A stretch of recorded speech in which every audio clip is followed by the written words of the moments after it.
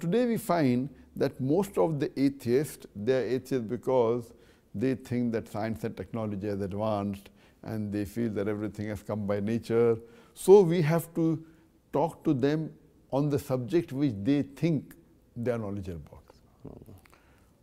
First thing that I will ask the atheist is that if an object is brought in front of you, who no one in the world has seen, it's brought in front of you for the first time. And if I ask the question that who will be the first person who will be able to tell you the mechanism of this object who no one in the world has seen? Who will be? He will tell you that it is the creator. Or he may tell producer, he may say manufacturer, he may say inventor, whatever he says, just keep it in the back of the mind. The first person who will be able to tell you the mechanism of an object who no one in the world has seen before is the creator, the producer, the inventor, the manufacturer. Then you ask the next question, that how did our universe come into existence? So the atheist will tell you that it was in 1973 that a couple of scientists described how did our universe come into existence. And they told us that our universe was one primary nebula. Then there was a secondary separation, a Big Bang, which gave rise to galaxies, gave rise to stars, gave rise to sun, moon, and the earth on which we live. This, I asked them, when did they discover? He will say in 1970s, where a couple of scientists got the Nobel Prize. So I will tell him what you're talking about, which you came to know hardly 50 years back, 40 to 50 years back, is already mentioned in my Quran 14 years ago. Yes. Allah says it is mentioned in the Quran in Surah Anbiya, chapter number 21, verse number 30. Avalam yaril lazina kafaru. Do not the unbelievers see? Anna samawati wal arda kanat ratkan falaknahuma. That the heaven and the earth were joined together and we clove them asunder. So what you're talking about, the Big Bang, is already mentioned in the Quran 14 years ago. Who could have mentioned that? So he will tell you, maybe it's a fluke. I said, don't worry. Maybe it's a fluke, possible. Don't argue. I'll answer this question. That what is the shape of the earth?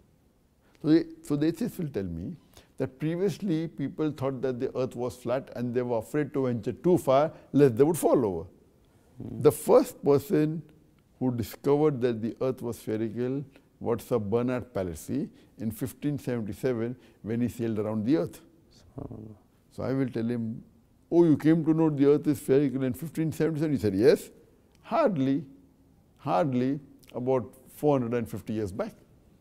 I will tell him what you're talking about, the spherical shape of the earth, is already mentioned in the Quran 1400 years ago in Surah Naziyat, chapter number 79, verse number 30, where it's mentioned, Wal arda ba'da zalika dahaha. And thereafter we have made the earth egg-shaped.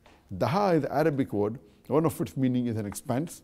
The other meaning is derived from the Arabic word duya, which means an egg.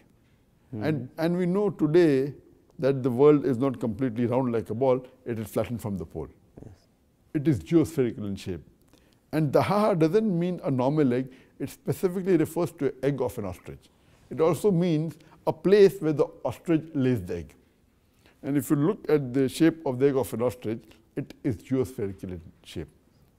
Imagine what you came to know 450 years back is already mentioned in the Quran 1400 years ago, that the earth is geospherical. Who could have mentioned this? So the atheist will tell you, oh, maybe a prophet was an intelligent man. Don't argue. Continue. I'll ask him the next question. That the light of the moon, is it its own light or reflected light?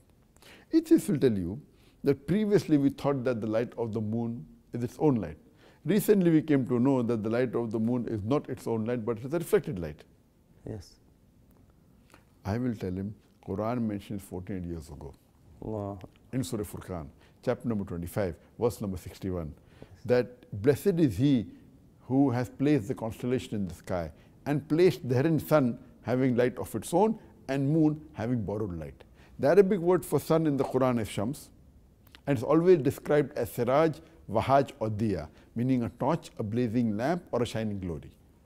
The moon, the Arabic word in the Quran is qamar. It's always described as munir or nur, meaning borrowed light or a reflection of light. Yes. Imagine the Quran says the light of the moon is borrowed light or a reflection of light, which we came to recently. Who could have mentioned this in the Quran 1400 years ago, that the light of the moon is not its own light, but it's a borrowed or reflected light? Atheists will be silent. Don't wait. Ask him the next question.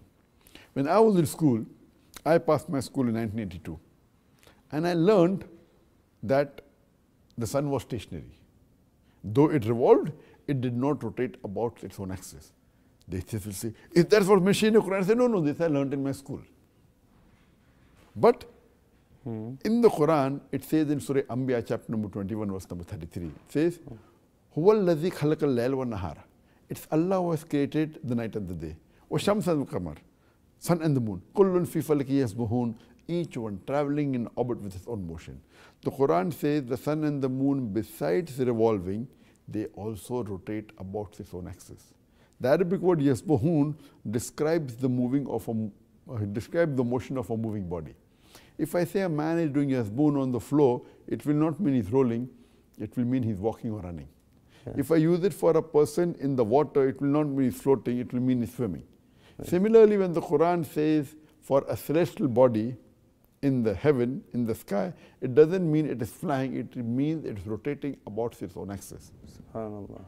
Now, after science is advanced, we have come to know that the sun, besides revolving, also rotates about its own axis.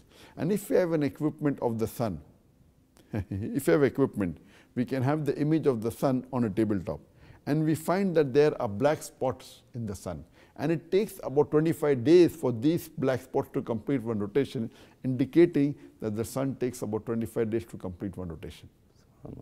What I read in school, that the sun does not rotate, but my Quran says the sun rotates, and now science is advanced, and it tells me the sun does rotate. Who could have mentioned this in the Quran? Wow. The atheist would be silent. Don't wait for his answer. You can ask him the next question. That today, science tells us that the sky that we have, the atmosphere that we have above the earth, is a protected ceiling, which Quran mentioned 14 years ago in Surah Anbiya, chapter number 21, verse number 31, that we have made the sky as a protected ceiling. Today we know, according to Edwin Hubble, that our universe is expanding, which the Quran says in Surah Dhariyat, chapter 50 and verse 47, that we have created the vastness of space, the Arabic word is Mosiyuna, expanding universe. Yeah. Who could have mentioned this in the Quran? In the field of atomism, we first thought that atom is the smallest part of an element which cannot be divided. Today science has advanced and says that the atom, though being the smallest part of an element, it can yet be divided into protons and neutrons. And Quran says that in Surah Yunus chapter 30. Quran says Surah Yunus chapter number 10 verse number 31. As well as Surah Luqman chapter number 31. It says that in Allah's record is propitious things greater and lesser than the atom. Wow. So Quran says there are things lesser and greater than the atom. The Arabic word used is zarra. In the field of hydrology, we learned about the present water cycle when Sir Bernard Palissy, he was the first person who propounded the water cycle, which we learned in school. That how does the water evaporate, how does it form into clouds, it falls down as rain. This detail is given in the Quran about the water cycle in several places. It's mentioned in Surah Luqman, chapter 31, verse number 29. In Surah Rum, chapter number 30, verse number 24. In Surah Rum, chapter number 30, verse number 48. In Surah Hijr, chapter 15, verse number 22. Wow. In Surah Hajj, chapter 22, verse number 18. In Surah Nur, chapter number 24, verse number 40. It's mentioned in Surah Rad, chapter number 13, verse number 17. It's mentioned in Surah Furqan, chapter number 25, verse number 48 and 49. It's mentioned in Surah Fatir, chapter 35, verse number 9. In Surah Yasin, chapter 36, verse number 34. In Surah Qaf, chapter number 50, verse number 9. Mentioned in Surah Ghashiyah, chapter number 59, verse number 6. It's mentioned in Surah Tariq, chapter number 86, verse number 5 to 7. Oh. In several places, the Quran speaks about the water cycle in great detail. Quran speaks about zoology. Quran speaks about the behavior of ants. In Surah Namal, chapter 27, verse number 17 and 18. Quran speaks about the spider, that the house is fragile. In Surah Ankabut, chapter 29, verse number 41. Quran speaks about the lifestyle of the bee. in Surah Nahl chapter 16 verse 68 and 69. The Quran speaks about embryology, how was the human being created in various stages. In Surah Mu'minun chapter number 23 verse number 12 to 14, Quran speaks about genetics, that the man is responsible, the man fluid is responsible for the sex of the child. In Surah Najm chapter number 53 verse 46, as well as Surah Insan chapter number 75 verse number 37 to 39. The Quran speaks about medicine, about various aspects. SubhanAllah. There are more than 6,000 verses in the glorious Quran, out of which more than 1,000 speak about science. Allah. I would like to ask the atheists, who could have mentioned this in the Quran, which we came to know recently, something 50 years back, some 100 years back, some 200 years back, and Quran mentioned this 14 years ago. Allah. The only reply the atheist can give you is the creator, the producer, the sustainer, the manufacturer, the inventor, this creator, this producer, this inventor. We Muslims call as Allah. So with the help of the Quran, I can prove the existence of Allah subhanahu wa ta'ala. This is one way. There are various other ways. For the complete answer, you can refer to my talk on Does God Exist?